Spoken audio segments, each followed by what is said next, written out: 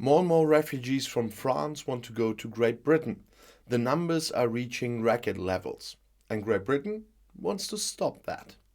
So, more and more migrants are trying to cross the English Channel, we by the way call the Sleeve Channel, from France to Great Britain. From the beginning of the year to June 13th, 777 attempts to cross the straits in small boats were registered, the Interior Ministry said, according to the AFP news agency in Paris. A total of 20,132 refugees were involved, an increase of 68% compared to the same period last year. There was already talk of record numbers for 2021, and according to the French ministry, 52,000 migrants tried to cross the English Channel and 28,000 succeeded.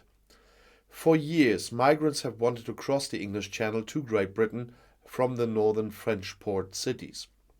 Great Britain wants to prevent this and even pays France money for more intensive border protection. France, on the other hand, accuses the British of having to create more opportunities for legal entry. French politicians also accuse Great Britain of hypocrisy.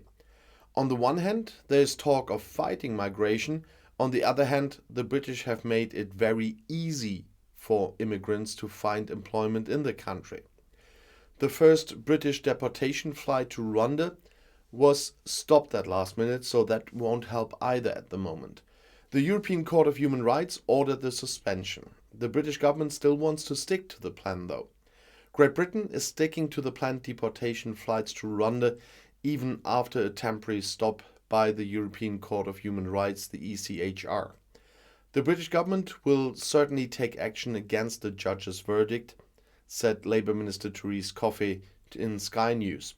The most important thing is that we deal with it immediately, she said. Great Britain is already preparing a new attempt for a flight. British Prime Minister Boris Johnson's government says it wants to use the procedure to take action against gangs of people smugglers and make unwanted entry via the English Channel unattractive. As I said, last year more than 28,000 migrants and refugees crossed the English Channel to Britain. Last week, the first planned deportation flight to the East African country was cancelled at the last moment.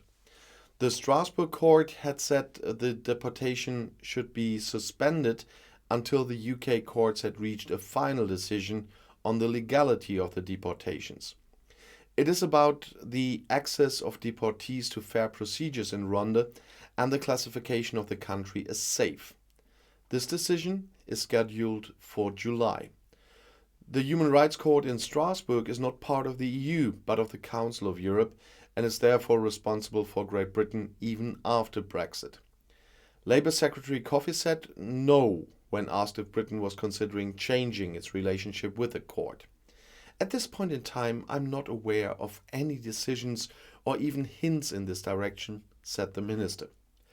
The Court of Justice can order such interim measures under Rule 39 of the Rules of Procedure of the ECHR in a binding manner in any state party to the European Convention on Human Rights. They are issued only rarely and in the event of imminent danger of irreparable damage. The government in Rwanda said it would not let the most recent court ruling dissuade it from the plan agreed with Great Britain. The country is ready to take in the migrants and offer them security and a livelihood, that's what a government spokeswoman said. Rwanda is not entirely altruistic there. According to Johnson's plans, Rwanda will initially receive £120 million. That's for all the other Europeans here the equivalent of around 144 million euros for their cooperation.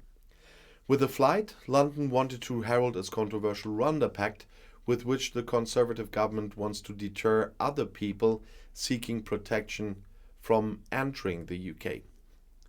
The United Nations and many other organizations see this as a breach of international law. Since the Rwanda deal became known in April, there have been massive protests, particularly from human rights organizations and the churches. In an open letter on Tuesday last week, the Church of England denounced the move as immoral and also as a disgrace to the country. And we all should not forget who the head of the Anglican Church is. and I'll see you in my next video. Bis gleich.